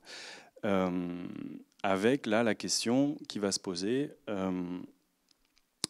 ça va être celle de la destruction d'anciens bâtiments agricoles et de la construction de nouveaux bâtiments d'exposition, de représentation. Comment, dans ces cas-là, travailler en amont du travail de l'architecte, et c'est vraiment une question que je pose, de pouvoir faire en sorte de trouver des formes pour que le travail de diagnostic soit antécédent à celui de conception. C'est-à-dire que souvent quand j'arrive dans un projet, même un projet de cette ampleur-là, là on a 7 hectares, je commence par jardiner. Vraiment à trouver, et là c'est mon travail dans le théâtre qui reprend le dessus, trouver les seuils, trouver la dramaturgie, savoir qu'est-ce que ce lieu me raconte, qu'est-ce qui est plus fort que moi, plus puissant que moi, et qui est au-delà de tout concept qu'un homme pourrait inventer en fait. Il y a déjà des pièces, il y a déjà des histoires à raconter, il y a déjà des émotions très fortes.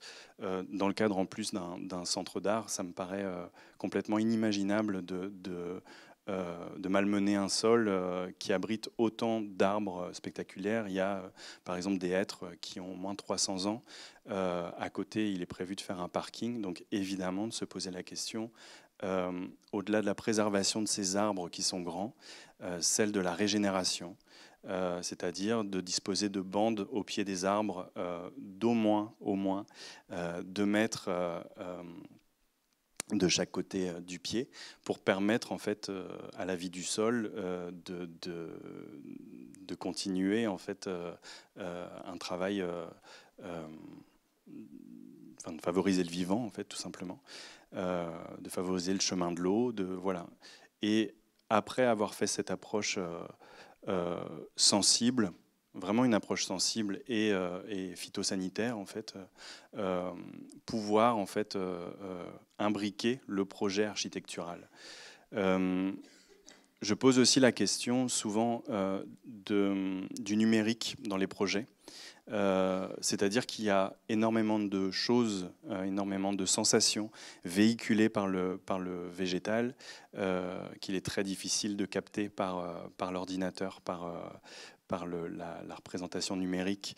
Et je pense que voilà, trouver une nouvelle façon de faire, hein, ça passe par le dialogue et par le mélange des forces vives en fait, des projets.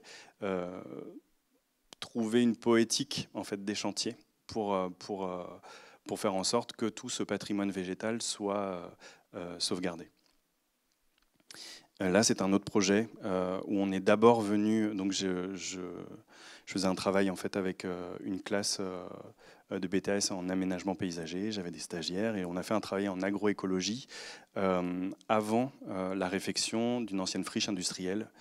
Ça permettait en fait de protéger le sol, de l'occuper, d'occuper l'espace et de penser vraiment au chemin de l'eau. Là, on était à Pont-de-Buis, donc on est vraiment, on domine la vallée de l'Aulne dans le Finistère. Et donc la question du chemin de l'eau est vraiment primordiale, là, avec une surface de toit absolument phénoménale. Donc avant la requalification du bâti, investir le sol de façon à le protéger et à vraiment délimiter les surfaces qui vont être occupées par les travaux. Je vous montre un projet tout simple à l'échelle d'un jardin de particuliers. Ça se passe à La Baule. On est donc entre la Brière et le front de mer, avec énormément de construction, énormément de voies de circulation, et un arrière-pays bocagé, prairie plutôt humide, où galopent néanmoins en fait, énormément de petites maisons, dont celle d'Antoine, Sandra et de leurs enfants, qui m'appellent. Donc voilà, eux sont vraiment en limite de ce front qui court, avec la prairie humide, classée en zone naturelle et agricole, qui ne peut plus être construite. Ils ont fait construire leur maison. Il n'y avait pas encore tous les lots en fait, qu'on voit au nord. Ils ont fait construire et ils se retrouvent avec des problèmes de pelouse qui fait de la mousse pendant l'hiver et qui est trop sèche l'été. Et puis, des aménagements qui ne leur conviennent pas. Ils ont fait appel à une entreprise de paysage. Ils ont dépensé beaucoup d'argent. Et soit ça meurt, soit ça prend trop de place. Et surtout, il n'y a pas ces promesses en fait, d'occultation du paysage. Et puis, ils se sentent vraiment comme sur un rond-point. Alors que pourtant, on a cette qualité, cette connexion avec le grand paysage qui est complètement satisfaisante. Mais voilà, des rapports qui sont complètement asphyxiants avec le voisinage, un sol qui est dans un état catastrophique. Donc, bien évidemment, pour construire, tout le sol a été déplacé, il est presque mort, les couches, les horizons du sol ne sont plus respectés, les machines ont navigué partout, donc on n'a plus une seule zone fertile sur toute la parcelle. Néanmoins, tel le village d'Astérix, une bande est protégé dans ce lotissement. Il y a une zone de régénération qui vient de ce talus avec des arbustes, des vivaces indigènes qui subsistent et dont je vais me servir en fait pour complètement réinsuffler en fait de la vie dans ce jardin. Je ne suis pas un grand adepte dans mes conceptions des flores exotiques. C'est pas forcément ce que je vais prendre, mais ça me plaît encore plus de parler de ce projet, puisque justement là, le réemploi, faire avec l'existant, ça a été faire avec ce qui avait déjà été acheté. Et justement, il y avait un désir de créer comme une petite jungle près de cette maison. Donc du coup, il a fallu faire en sorte que ça fonctionne et de se servir de la flore spontanée et indigène pour redynamiser le sol et faire en sorte que ces imports de végétaux puissent mieux vivre. Donc voilà, là on a le point de départ avec énormément de dépenses faites dans des installations contestables, le micro-poreux ou le goutte à goutte, voilà, qui fait en sorte que les racines des végétaux implantés restent en surface et donc ne se défendent absolument pas. Elles sont dépendantes de ce circuit, donc la terre en surface va sécher aussi beaucoup plus vite et les racines qui donc ne vont pousser que sur le dessus voilà, vont être beaucoup plus sensibles aux changements de température ou de conditions climatiques.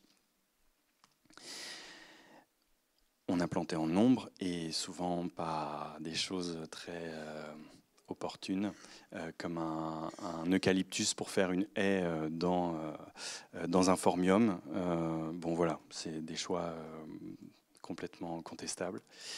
Là, mon travail, ça a été de faire un relevé actif avec les clients, d'être non pas dans une conception qui va être plaquée, je ne me fais pas cuisiniste ou jardiniste, je viens vraiment utiliser ce qui existe, pointer l'existant, qu'il soit horticole ou qu'il soit indigène, et m'en servir pour faire une conception qui est...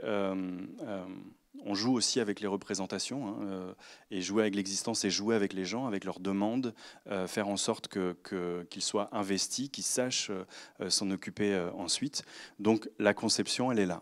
Le dessin de conception, il est là. C'est quelque chose qui est très actif et qui vraiment stimule et responsabilise le client au maximum, le commanditaire, avec son jardin. Il va déjà se poser la question de comment il va vivre, comment je vais faire en sorte d'enrichir le sol, de le rendre toujours fertile. Et il y a un vrai travail d'accompagnement et de pédagogie qui est fait pendant ce temps-là. La mise en place du jardin est aussi faite avec les clients, avec toute la famille. Donc on aère le sol, on fait pénétrer l'eau à nouveau, l'oxygène à nouveau, la vie puisse trouver un chemin heureux du fond des cailloux vers la surface et vers l'air. Donc voilà, on déplace certaines choses. On en a profité pour refaire la terrasse, refaire les ganivelles aussi, travailler avec des entreprises locales.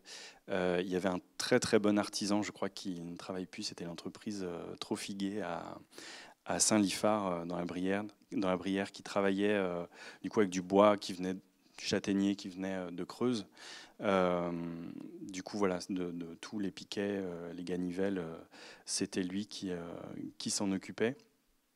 De même, vous verrez pour la suite, donc là, un petit avant-après, où bien sûr, on va penser au pied des arbres, on va penser à une régénération naturelle en fait du sol.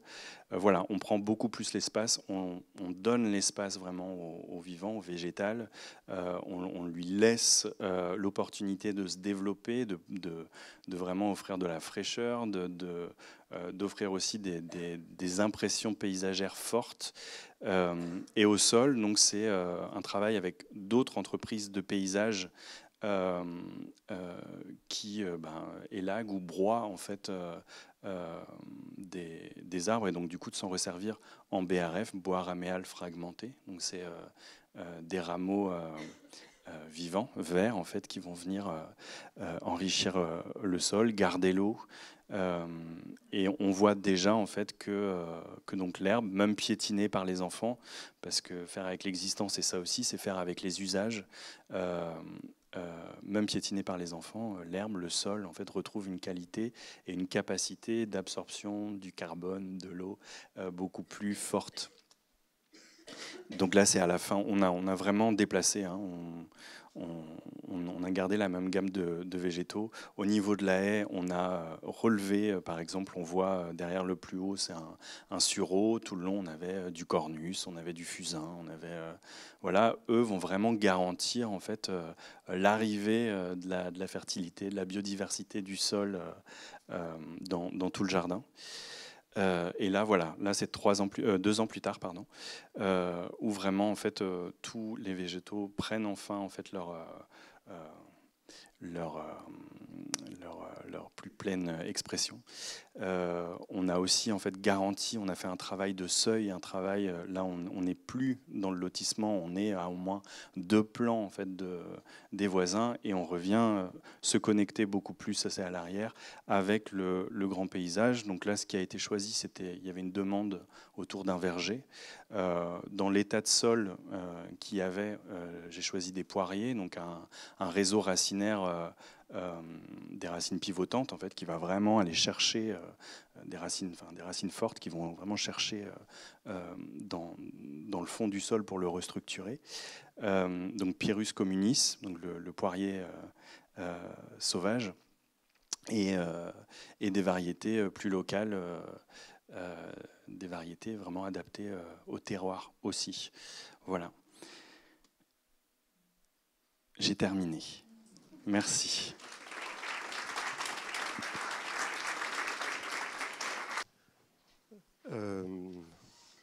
Bonjour, bonsoir. Je me pose une question, mais vous l'avez déjà un petit peu abordée, plutôt à Madame de Matière Grise. Je me posais la question de la réaction des bureaux de contrôle de tout ce qui est certification, quand on sait que certains bureaux de contrôle sont quand même pas très souples.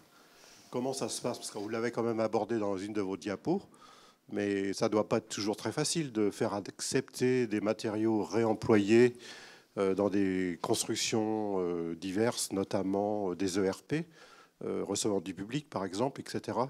Et voilà, comment ça se passe avec eux? Difficilement. Non, c'est pas facile parce que les bureaux de contrôle, ils sont là pour s'assurer que tout est construit dans les règles de l'art, selon la réglementation, et que tout est assurable. Surtout, en fait, les bureaux de contrôle, ils sont beaucoup là pour ça. Et donc, c'est pas toujours simple. Après, c'est pour ça qu'on travaille énormément à la certification et à la qualification des matériaux. Parce qu'à partir du moment où on est capable de leur démontrer que le matériau a été pris à cet endroit-là, qu'il était posé de cette manière-là, qu'il a été déposé de cette manière-ci, conditionné de telle manière à tel endroit et reposé selon les règles de l'art, que le bureau d'études a donné son tampon, que le bureau acoustique a donné son tampon, que tout le monde est capable de dire « moi, ça me va ». Ça se passe beaucoup mieux avec les bureaux de contrôle. Mais en fait, c'est pour ça qu'il y a vraiment ce travail d'archéologie et de recherche et ce jeu d'acteurs pour que tout le monde puisse dire en amont, pour moi, c'est bon, pour ensuite pouvoir faire valider auprès des bureaux de contrôle. Mais il y a de plus en plus de bureaux de contrôle qui se forment au réemploi aussi. Les APAV ont une mission, une proposition de mission réemploi aussi maintenant. Et ils se spécialisent de plus en plus et donc les relations tendent à se détendre de plus en plus.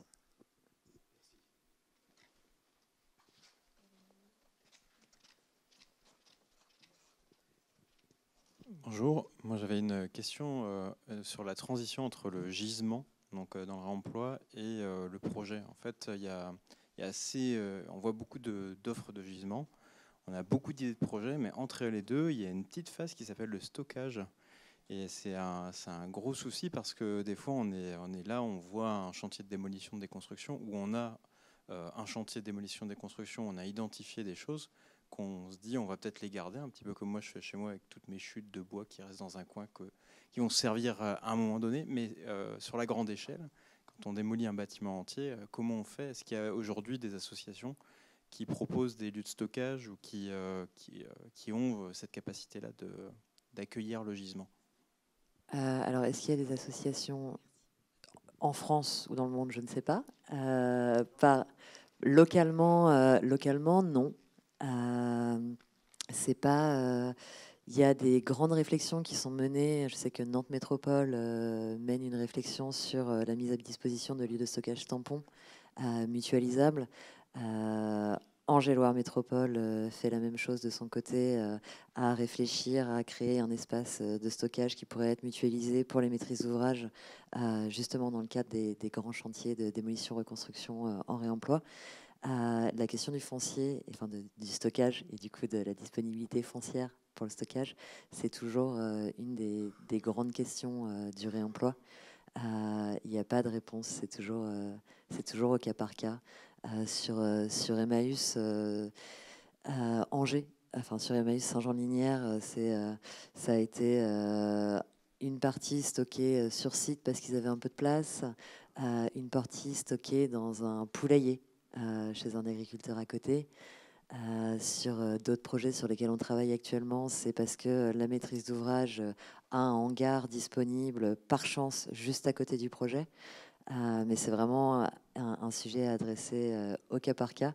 Et c'est toujours le premier des sujets, en fait. C'est OK, on va faire du réemploi, mais on les met où, tous ces beaux matériaux qu'on va récupérer, qu'on va potentiellement récupérer 2 ans avant de les remettre en œuvre, et comment on gère ça. Mais il n'y a pas de réponse clé en main. Et il n'y a pas d'asso à Nantes qui fait ça. Ouais, il y a des initiatives, il y a des réflexions en cours sur comment on crée et on met à disposition ces espaces-là. Est-ce qu'il y a encore une question? Je n'ai pas vu d'autres mains se lever. Si vous êtes d'accord pour rester encore un peu avec nous, je pense que vous pourrez peut-être répondre et continuer à échanger autour d'un verre. Je voudrais juste annoncer le prochain rendez-vous qui aura lieu le 12 décembre. Alors là, c'est après, non. Donc le 12 décembre, on a vu justement avec François que le travail de l'architecte était un travail de longue haleine pour arriver à répondre à une commande en fonction des contraintes. Et donc le prochain rendez-vous, il est organisé en collaboration avec le Conseil de l'Ordre pour expliquer la question du travail de l'architecte. Donc comment faire appel à un architecte, comment travailler ensemble pour arriver à un projet de qualité. Donc c'est rendez-vous jeudi 12 décembre à 18h30.